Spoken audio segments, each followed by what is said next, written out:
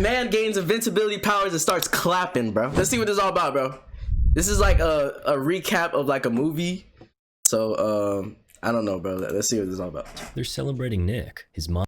Right, Imagine if suddenly no one noticed you existed. That's what happened to this dude after he woke up as a ghost. Now he has to solve what happened to him and try to communicate to others. We start off with a bunch of people at a dinner table outside a house. They're celebrating Nick. His mom is giving a speech. And she mentions that Nick's dad is late. Nick stands and leaves the table. He goes to cut a cake which has his face on it, then walks into the house, sits on a stool, and points a pistol at his face. But just before he shoots, he wakes up. It was all a dream. Now he's at breakfast with his mom, and that's a funny looking smiley breakfast for a grown man. He asks his mom if she has thought about some writer's course in London that he wants to go for, and it doesn't look like she's in support of it. So he turns the smile on his breakfast into a frown. How cute. And now he's on his way to school. Who makes breakfast like that? At school, we see him do a business.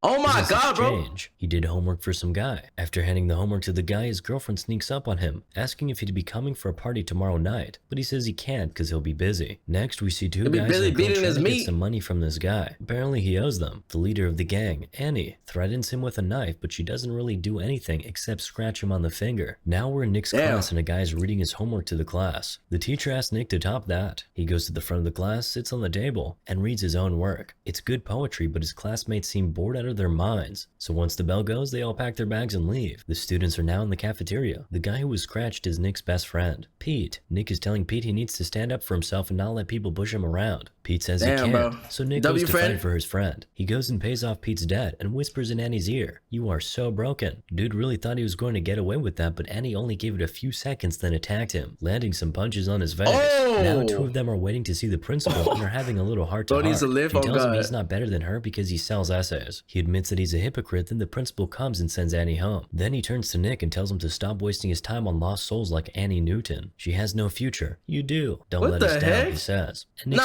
El Principal, bro. Then we see Annie back home. Her stepmother hasn't made her brother dinner, so she confronts her about it. This causes an argument between her dad and stepmom, but Annie just goes upstairs and makes a sandwich for her brother, Victor. Victor asks her if she'll be going out tonight, and she says yes. You can see the boy's mood change. She is weird though, I ain't gonna lie. House. We see Pete arrive and tease him about getting beat up by a girl. Relatable. Pete now asks Nick about that same party, and Nick says he won't even be around by tomorrow. He'll be in London for the writer's program. His mom doesn't even know, but he's going anyway. According to him, she's always trying to micromanage him and be on top of everything, but he's not going to let her have this one. Now we see Annie get in a car with her boyfriend, Marcus, and they're off to rob a jewelry store. Annie smashes the glass, grabs some jewelry, runs back to the Mercedes which Marcus just stole, and he drives off. The next morning, Annie gets ready for school and is leaving with the bag. Marcus asks her to leave the bag with him, but she refuses and says he'll do nothing about it. But he actually does something. He takes his phone and puts a call through to the police. Put your shirt on. That's what she needed to do. At school, we see Annie take the bag and put it in her locker. When she closes her locker, she sees Pete giving her a stare down. A few minutes later, the cops show up, open her locker, find the jewelry in the bag, and take her away. He calls Marcus from her boyfriend ratted on her?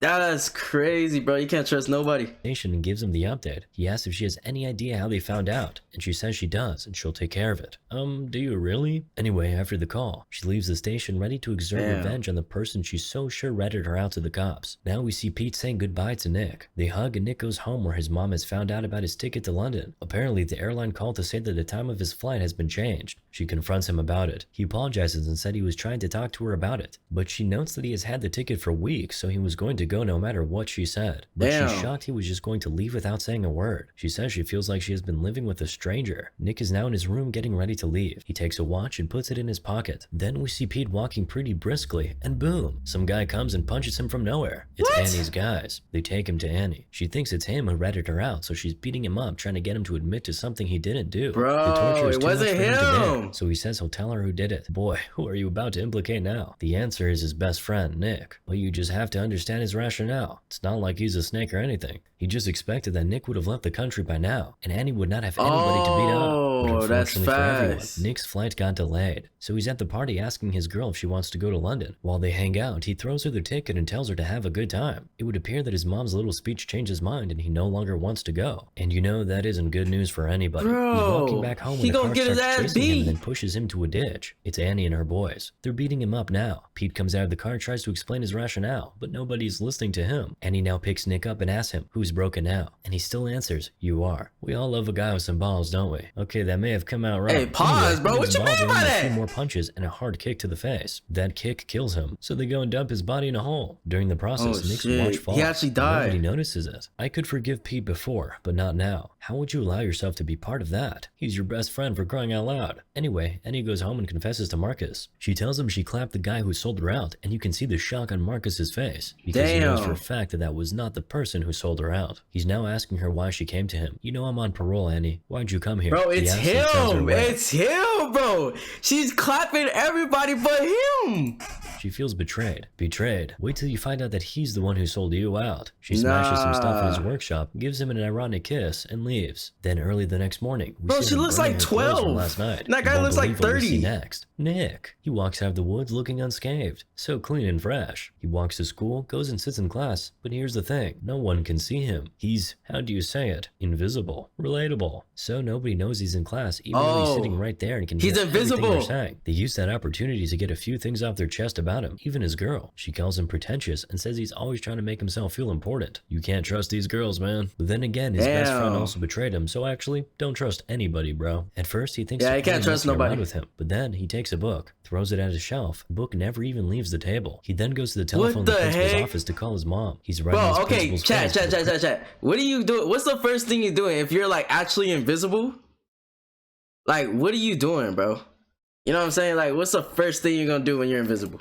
Principal can't see him. Like, nobody can see John Cena. Then he shouts out to his mom. He can hear her talking to the detectives about him, but she can't hear him. He's running home now. On his way, he clatters into someone in the school hallway, gets hit by a car, run over by a truck, but nothing really happens in real life. He gets home and sees detectives all around his house doing everything to find him. He tries to put his mother out of her misery by telling her he's dead, but of course she can't hear him. Now he's just wandering the streets. Man, if I found out I was invisible, I would be doing a lot more than just walking the streets. Anyway, the detectives, Brian and Kate, are making headway with their investigation. They spoke to the principal who told them Nick got in a fight with Annie, so they head to Annie's video house. Games all day Apparently, and night. Brian knew Annie when she was little because her dad used to be a cop. They're up on the roof asking Annie what she was doing last night, and Nick is there to supervise her life. She was clapping. He also finds out that Annie clapped him because she thought he ratted her out. He throws her off the roof, but you know, that just doesn't work. The detectives take a search party out to the woods where Nick's body was dumped, and Annie calls Pete and tells him to be there. Nick hears that and gets visibly sick. He's in his room now and he can see his mom come in and go through his stuff. She's reading a poem he wrote, and he's reading along with her. His pet bird joins him in invisible paradise. He holds it in his hands, and after some seconds, it disappears. That's a revelation for him. He says, I'm alive, and he runs straight to where his body was dumped. He's trying to get the search party to find him, but he's not having much luck with the humans. Yeah, I don't think they can see you, my boy. Like he could see Nick, but he turned away at the last second. The dog helped find Nick's watch, though. Now Pete is reporting to Annie and the rest of the gang. He feels they'll soon be found out, so because you know, hey, y'all know dogs, they can sniff out, like, you know, a dog starts going crazy, bro. That means like there might actually be a ghost. You know what I'm saying? And he tells him dogs know, bro. He goes to jail too. Meanwhile, Nick is there. RICHLEV, react to RICHLEV. Oh yeah, that guy's good. Her house, and she's trying to pack up her stuff and run away. Victor wakes up and asks if she's going to go away and never come back like mom. Oof, that's pretty heartbreaking. Annie is crying now. She might be stone cold, but she's soft when it comes to this boy. She tells Victor to never be like her. Excellent advice. Her dad walks into the room and tells her to leave, and she says cool. But if anything happens to her younger brother, she'd be back and she'd clap him. She leaves the house and Nick does one of his monologues again, clap everybody. telling her horrible family dynamic doesn't excuse anything she has done. The search in the woods intensifies. We can see choppers and ambulances now. A professional says if Nick is alive out there, he has 2-3 days tops. Now we get a visual of Nick's body, and we see his fingers twitch. He's really alive. Detective Brian now goes to have a word with Marcus. He asks him if he was with Annie on Tuesday night, and of course he says yes. He then asks him if he was with her the night before, when she robbed the jewelry store, and he said no. He knows nothing about that. Of course, bro, you're lying. Marcus has been on parole for 8 months, but he doesn't stress that too much. He just drops his card and tells Marcus to call him if he sees Annie, because he wants to talk to her about a missing person at her school. Finally, Brian makes sure he lets Marcus know that he knows the exact brand of car that got stolen that same night the jewelry store was robbed.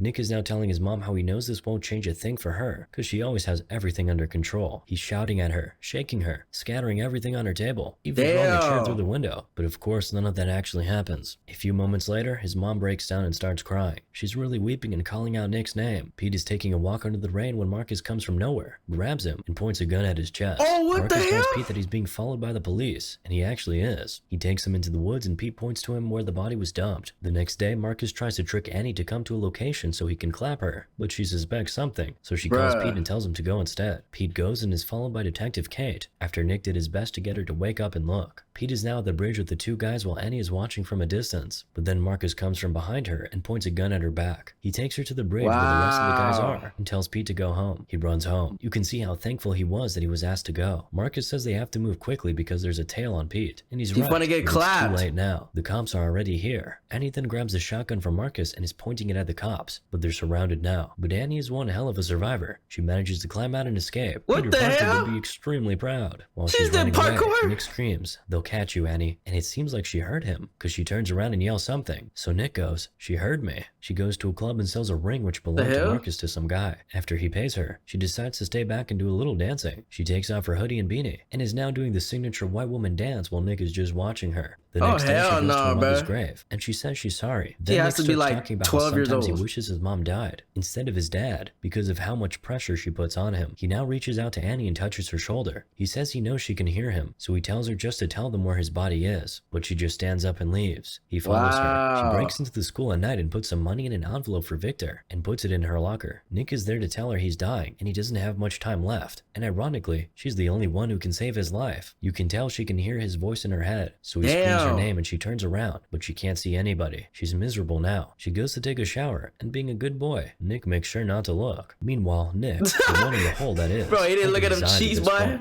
Annie is sleeping now in the basketball court, and Nick is right beside her, running his hands through her body and calling out her name. He oversleeps and is woken up by the basketball team that comes in for practice. Calling a ghost and oversleeping, or sleeping at all for that matter. Anyway, now we see Annie in Nick's house. She's going through his old photos and getting nostalgic. Do not tell me these two are falling in love, because even Nick is out here smiling while his body's decaying in that hole. Thankfully, Nick's bro, how you falling in love and she just murked you? She clapped you, bro. She clapped you. All cheeks. She clapped.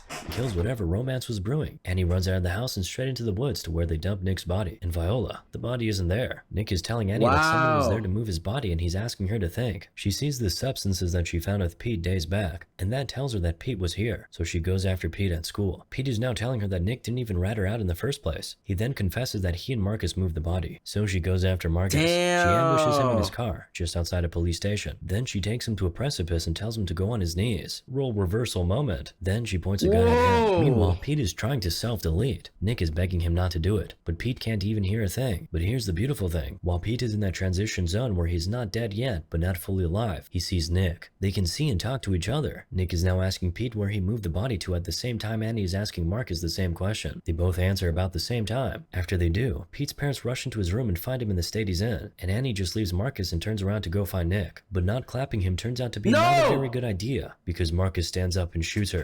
Why didn't you just clap him? She has enough in her to shoot him and stand up and call Detective Why didn't you clap his cheeks? I mean, like, clap him like, brah, brah, you know what I'm saying? Like, bro. Bro, that guy, nah. He tried setting her up already. Like, he should have just win. Shoots her. She doesn't die, though. She has enough in her to shoot him and stand up and call Detective Bryant. She tells him where Nick is and tells him she left something for her brother in her locker, and he should make sure Victor gets it. The cops rush off to the dam where Nick's body is, but of course, Nick gets there before them. He finds his body and he's now touching himself. Oh no, not Hey yo, what you mean by touching himself? Okay. You know, he can't save himself. The dam gates open and Nick is drowning. Kate calls for the gates to be closed and now the cops are looking for Nick. Brian finds him and they all rush there. Indeed, he's alive. They rush him into the ambulance and Annie's there watching from a very far distance. She's still bleeding. She gets into her car and sort of get to the hospital. She's woken up later in the evening by a cop who asks her to come down from the car, but she doesn't and just drives away instead. As expected, they start chasing her. At the hospital, Nick's mom is watching as the doctors try to save her. I mean, she is a criminal. The police finally surround Annie and they all have guns pointed at her, but she hears Nick's voice in her head saying, "I need you, Annie, I need you." And that was all the fuel she needed. She steps on the accelerator and drives through the police blockade. She gets to some place, dumps the car, and completes her journey on foot. Where does she go? The hospital, of course. Nick directs her to where his body is being operated on. She gets there, Nick's mom goes, "You have some nerve," the moment she sees her. Nick tries to play peacemaker, but, you know, Mama can't hear you. So Annie has to do it all on her own. She says she just has to talk to Nick, but Nick's mom lands a slap on her face. Oh, yeah, I ain't gonna lie though.